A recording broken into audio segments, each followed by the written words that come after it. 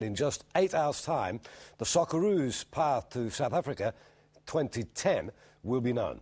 The draw is live here on SBS in the early hours of tomorrow morning, and as anticipation builds, our man in South Africa, Andrew Osati, brings us this special report from Durban. In the days leading up to the draw, local authorities moved swiftly to send a positive message to the world. An agreement was reached with stadium builders in Durban, who went back to work on Tuesday following strike action over a pay dispute. There are some concern on some stadiums. Each time something is pushing away the date of the delivery, it's an additional concern, but we are still, and I want to say that very, very clearly, we are still on track. Nor are local organisers too concerned with the budget blowout, believed to be $170 million above initial estimates. Does it constitute a crisis? Definitely not. We have the responsibility to do a thorough examination, investigation as to where and why the cost occurred. In short, staging a World Cup for the first time on this continent has pushed South Africa on many fronts, including transport infrastructure, energy consumption and security. A significantly increased police presence on red alert this week in a country which boasts one of the world's highest crime rates. Nearly 400 volunteers, among them doctors, lawyers and university lecturers, are lending a hand and getting up to speed with the demands of accommodating the international football community. I think it's very good that they have all of these staggered events. I mean, you've got the draw now, you'll have the Confederations Cup in 2009, then there'll be the finals draw as well. And hopefully then by the World Cup, I mean, the local guys who come into this completely untrained, in a sense, in terms of FIFA expectations, will have cottoned on to exactly what is needed. Another concern for which there appears no quick fix is the form of South Africa's national team. A strong performance from the host nation is imperative to the success of every World Cup. It's 3.5 years preparation to the World Cup, and of course you have to change the structure, to change the style of play, and checking players and having players abroad, have the strong league. So it's a part of the job of any national coach. But if the raw enthusiasm for football, the country's national sport, is any indication, South Africa should deliver a memorable tournament in 2010. In fact, Sepp Blatter believes it could be the best ever. The FIFA president's arrival here coincided with the unveiling of the official World Cup poster. The image of Cameroon and Barcelona star Samuel Eto'o has been cleverly adapted to represent all of Africa. Australia's role in the showpiece event is already taking shape well before a ball has been kicked. National team manager Gary Moretti this week inspected base camp facilities in Johannesburg. We noted from our experience in Germany that this base camp philosophy is very important to the success of the team. So we've been looking around Johannesburg and Pretoria area, places of high altitude, and identifying potential venues that can accommodate a football team during the World Cup. The World Game can also reveal well-travelled English coach Roy Hodgson is being considered for the Socceroos job, according to an FFA insider. The former Switzerland, Inter Milan and United Arab Emirates boss confirmed his interest in an exclusive interview with SBS. All national jobs are of great interest, and of course Australia have got a great capacity to reach the final tournament. Hodgson, currently under contract with Finland, has decided to cut his ties with the Scandinavians after narrowly missing out on qualification for Euro 2008. Andrew Osati reporting, while Craig Foster is with me to look forward to the draw. And Andrew Osati now joins us live from Durban. Andrew, what's the latest from South Africa? Afternoon, guys, and welcome to Durban. Behind me, guys, is what they call the Golden Mile.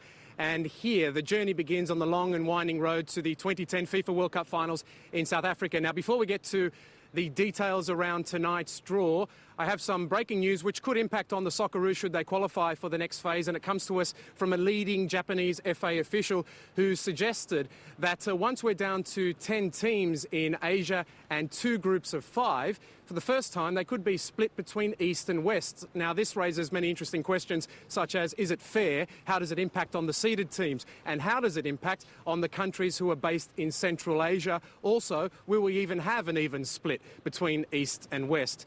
That is a question question for the future. Tonight, of course, it's all about the draw, the first big FIFA event in this country since the World Cup finals were awarded to South Africa. Many logistical challenges facing the organisers, as you heard in that report. But representing Australia here is the FFA Technical Director, Rob Barn. Rob, lovely to see you. And first of all, before we talk about the draw, can you give us an update on the search for a Socceroos coach? Well, we are not in need of applications. We have a lot of coaches who are interested in the job, but we try to focus on, let's say, 2-3 coaches, and we are in the middle of negotiations. A lot of people here, potentially, that you could speak to grow that contact list. Is there anyone here that might be of interest?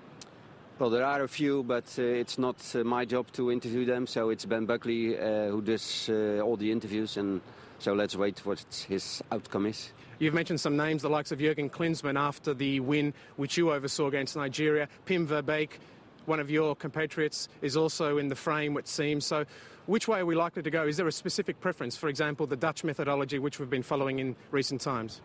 Well, it was, but with the Dick's Advocaat pulling out, it's not that we really want a Dutch coach. We want a coach who is, let's say, adapting to the Australian development at the moment and is willing to move to Australia, or at least spend some time there, and hopefully has some experience already had in Asia.